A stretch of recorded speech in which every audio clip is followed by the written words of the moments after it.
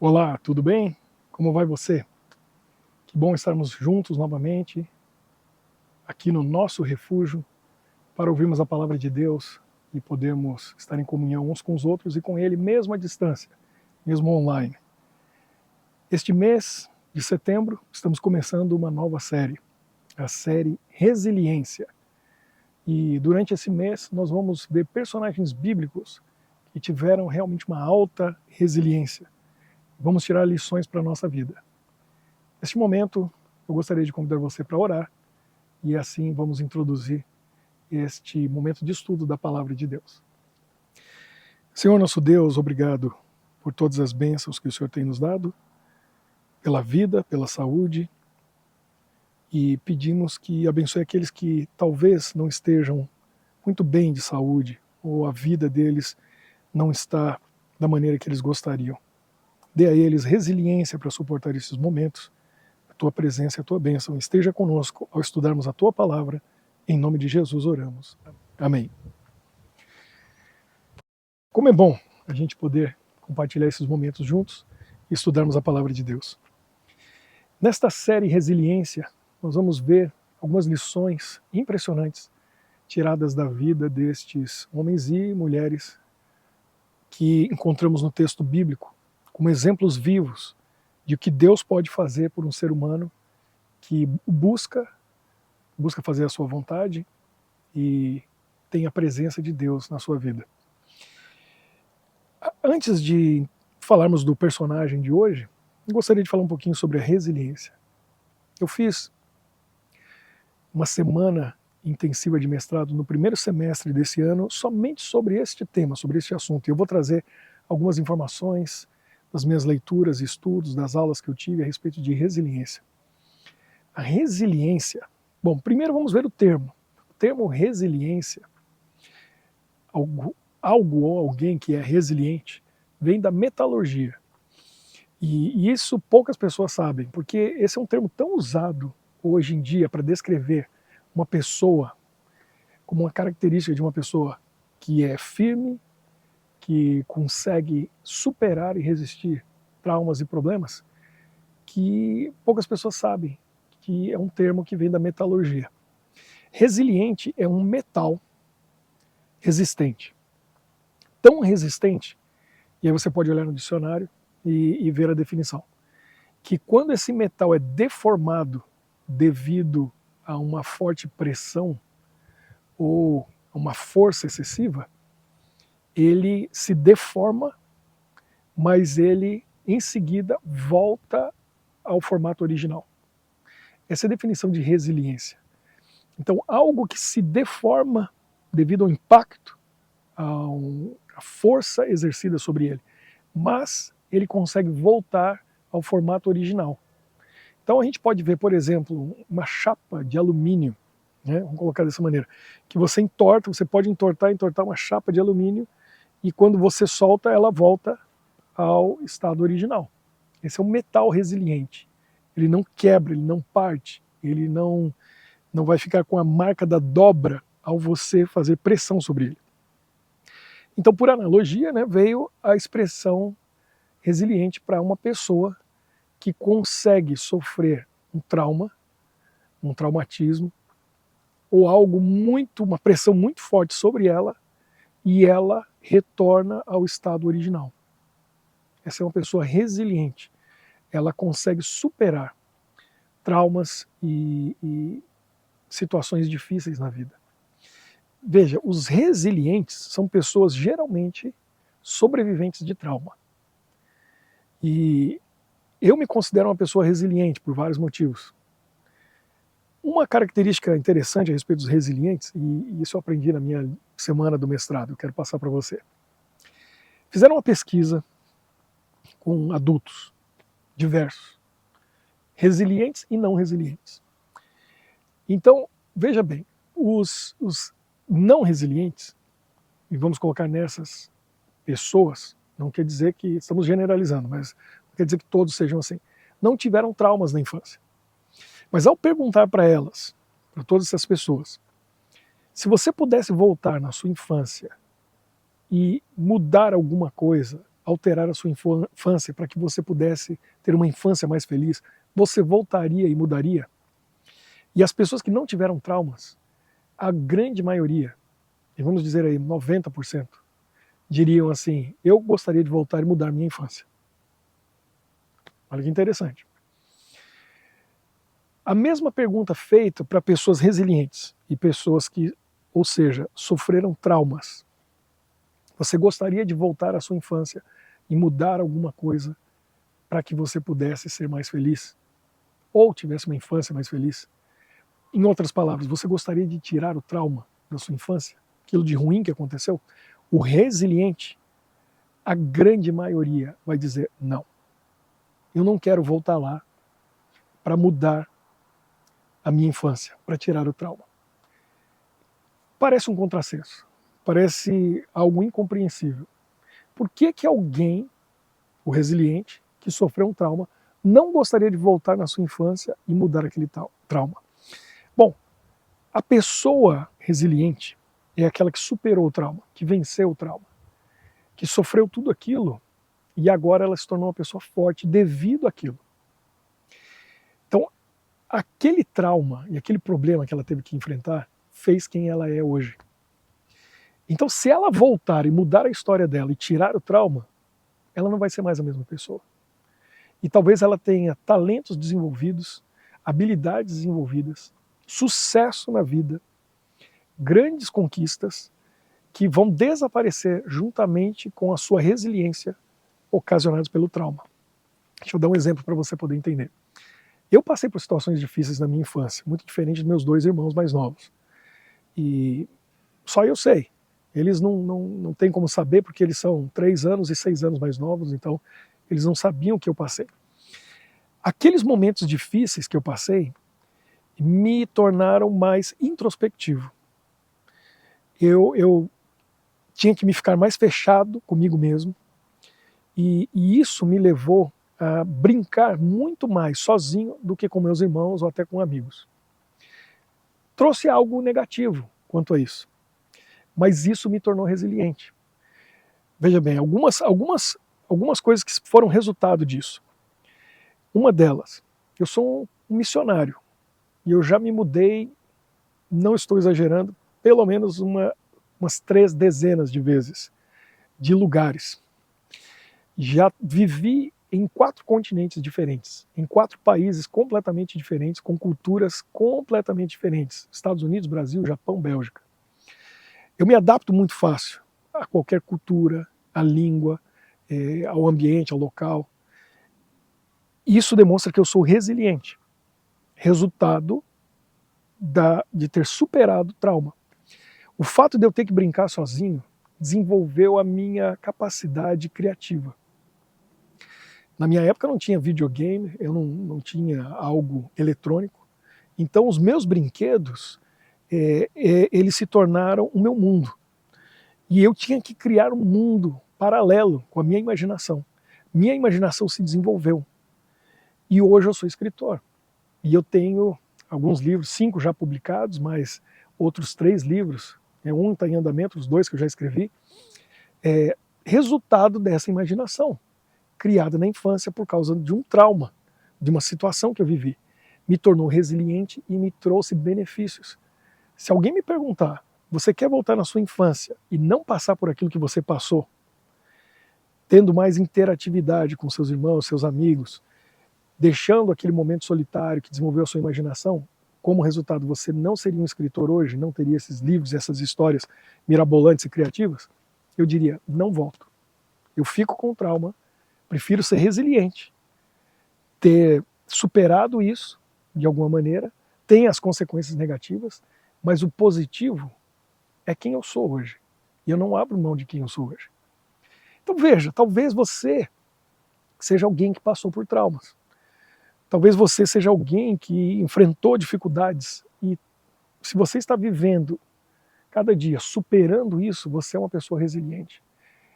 E além dos pontos negativos que esse trauma traz, tenha certeza que com tudo isso, se você parar para pensar, há muita coisa positiva que fez e faz quem você é. E eu tenho certeza, se você tivesse que voltar e mudar, abrindo mão daquilo de bom que você tem hoje, você não voltaria.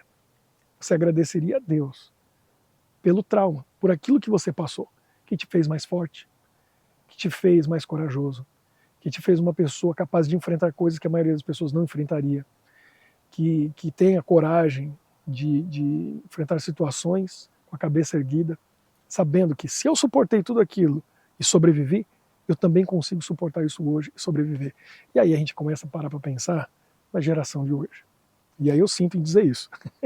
Esses dias eu falei algo a respeito disso e eu recebi um comentário de uma adolescente ou muito jovem que se identificou ali, identificou uma amiga. Falou, ela está passando exatamente por isso que esse pastor está falando. E essa geração nova, vamos dizer, né, a geração milenial, né, aqueles que nasceram do ano 2000 para cá, ou talvez até um pouco antes, não são resilientes. Porque a geração anterior falhou. Os pais protegeram demais os filhos.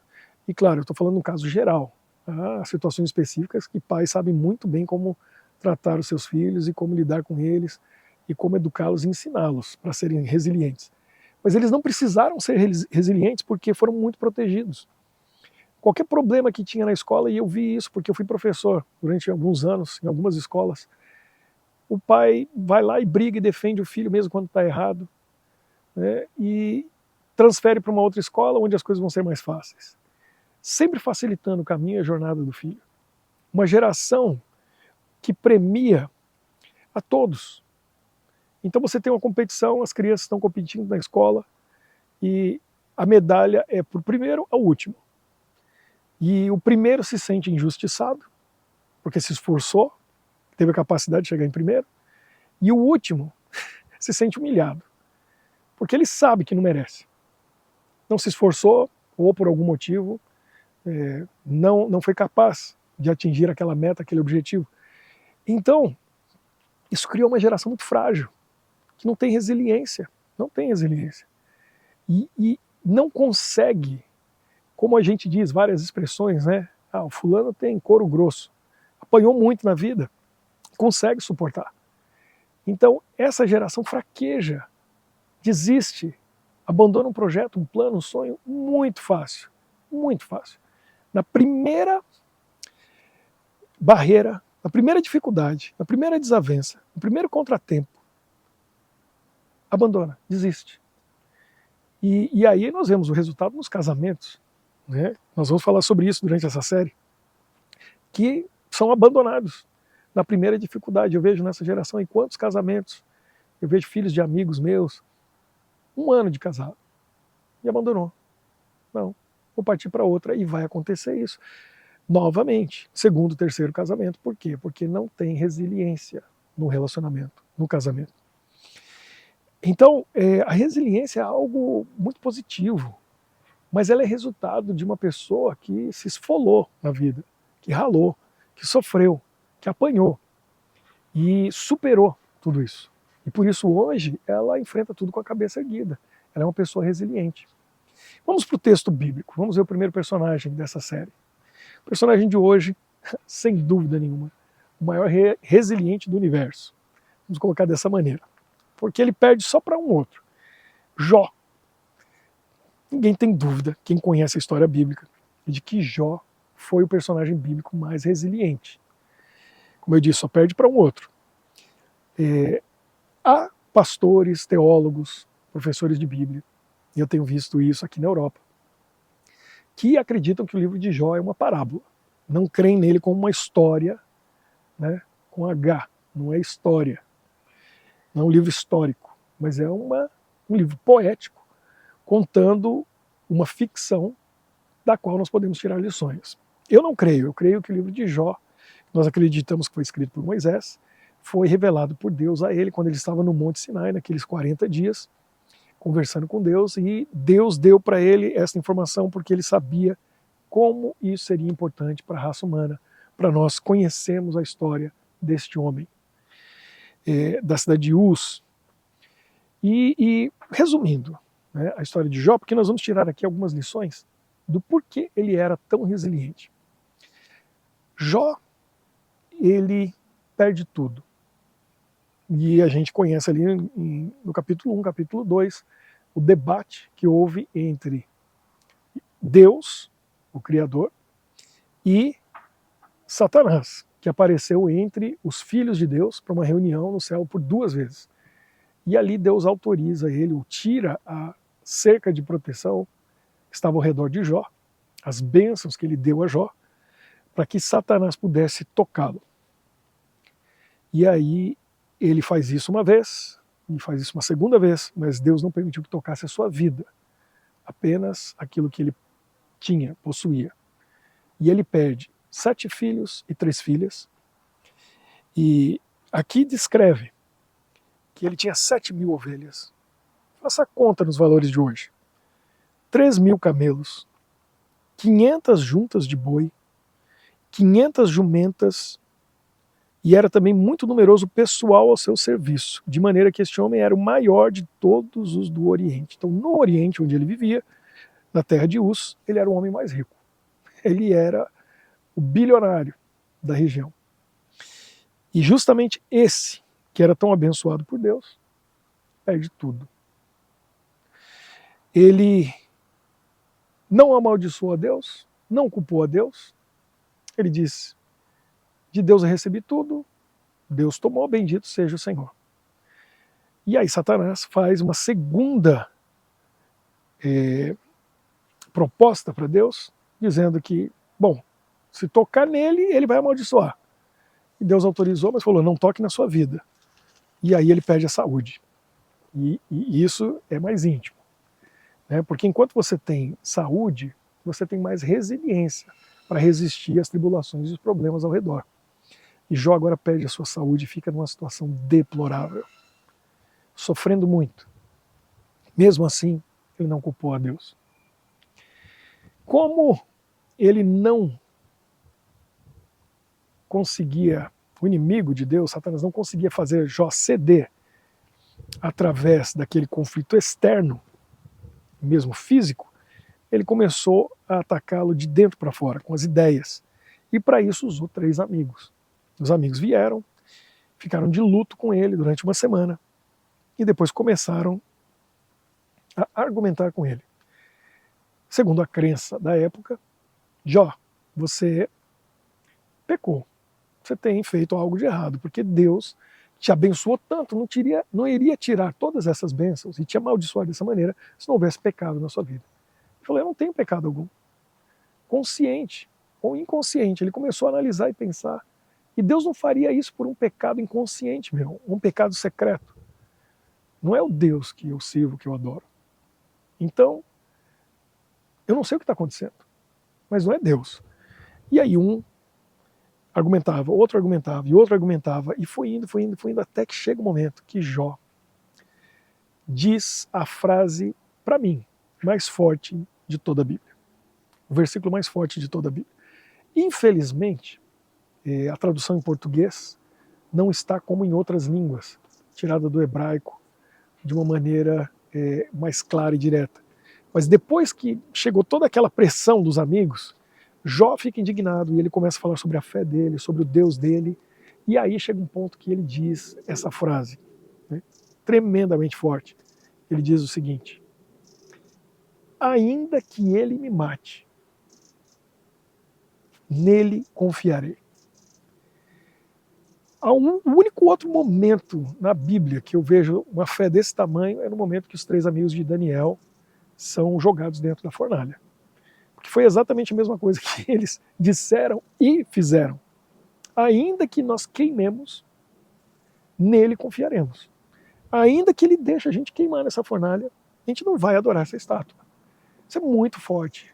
Eu não vejo fé maior. E Jó, ele diz exatamente isso. Vocês estão falando, mas eu confio tanto no meu Deus, mesmo que ele me mate nessa situação toda, que eu perdi tudo. Se eu perder a minha vida, mesmo assim eu não deixo de confiar nele. Porque não tem mais nada nesse mundo que importa do que confiar nesse Deus Criador. Então, Jó, a questão era, Jó adorava a Deus por tudo que ele tinha, e quando Deus permitiu que tudo fosse tirado de Jó, ficou provado que não era pelos bens que ele possuía, mas porque ele amava tanto a Deus, Deus o abençoou. Então, prosperidade e bênçãos de Deus não são sinônimos. Porque tem muita gente próspera nesse mundo que não tem Deus na vida delas. E tem gente que não é próspero e são filhos e filhas de Deus fiéis, que Deus tem abençoado. Porque Deus está muito mais interessado na vida eterna que Ele tem para nós, com ruas de ouro e a mansão que te aguarda, uma coroa de ouro para você reinar com o Rei dos Reis pela eternidade, do que alguns anos nesse mundo. Para alguns menos, para outros mais, mas isso aqui é tão passageiro e é tão pequeno comparado com aquilo que Deus tem para nós.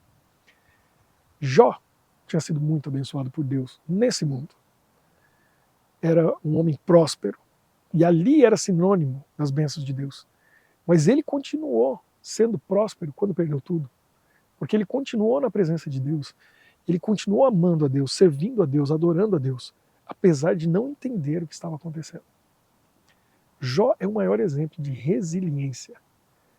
Ele não tinha passado por isso antes, mas quando passou, ele estava preparado, ele estava forte o suficiente, ele estava pronto para enfrentar aquilo. Será que você e eu estamos prontos para enfrentar lutas, dificuldades, problemas que podem nos vir acontecer no futuro, talvez futuro próximo? Problemas de saúde, perdas enormes financeiras, problemas nos relacionamentos. Será que nós estamos prontos para ser resiliente, espiritualmente falando, como Jó foi? Por que Jó era resiliente? Por que ele era forte? A resposta a gente encontra aqui no primeiro verso do livro de Jó. Jó, capítulo 1, verso 1, diz assim: havia um homem na terra de Uz, cujo nome era Jó. Local, a pessoa, seu nome. 4 características: homem íntegro, reto, temente a Deus e que se desviava do mal. Então Jó tinha 4 características. Integridade. O que é uma pessoa íntegra? O que é algo integral? Completo, que não foi refinado, que não falta nada, que todas as qualidades, todos os nutrientes estão ali. Jó era íntegro. Ali não faltava nada. Ele não se corrompeu. Ele não deixou as situações do mundo e da vida refinarem a sua fé, o seu caráter, a sua postura espiritual. Íntegro. Segundo, reto. Retidão.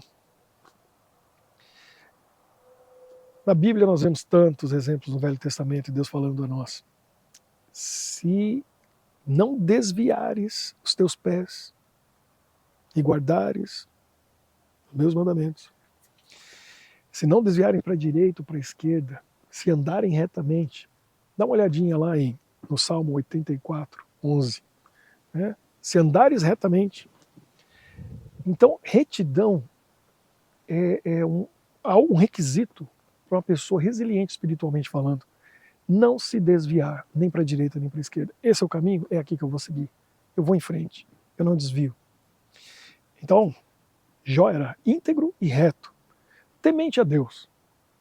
Uma pessoa íntegra, reta, sem temer a Deus é muito difícil, mas pode haver. Mas Jó tinha um ingrediente especial, com integridade e retidão. Temia a Deus, temente a Deus. Então, íntegro, reto, temia a Deus, ou seja, adorava a Deus, obedecia a Deus, servia a Deus. O mais importante, por fim, se desviava do mal. O mal está aqui, eu vou para lá. O mal está ali, eu vou para lá. Desvia do mal. Todos nós, e eu falo isso para mim também, a gente precisa ter muito cuidado, porque existe o cristão que procura viver a vida espiritual pensando assim: quão mais próximo eu posso ser de Jesus, ou posso estar de Jesus? Quão melhor cristão eu posso ser a cada dia? Como eu posso me aproximar dele a cada momento e ter mais intimidade com Jesus? E outros pensam assim: até onde eu posso ir distante de Jesus e ainda ser chamado de cristão. E é aquele que olha na beirada do precipício. Ele chega lá na beira e diz assim, eu não vou lá, eu não vou pôr o pé lá, mas eu estou aqui olhando. Jó se desviava do mal. Ele evitava, ele passava longe, ele evitava as pessoas, o convívio e tudo aquilo que pudesse tentá-lo a pecar. E assim ele foi vencedor, sendo íntegro, reto, temente a Deus e se desviando do mal. Se você tiver esses 4 ingredientes na sua vida, você vai ser uma pessoa espiritualmente resiliente como Jó.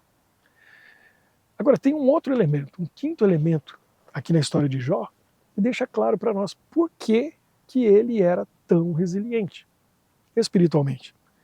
Além de ser íntegro, reto, temente a Deus e se desviar do mal, aqui diz o seguinte, que no verso 4, seus filhos iam às casas uns dos outros e faziam banquetes, cada um por sua vez, e mandavam convidar as suas 3 irmãs a comerem e beberem com eles.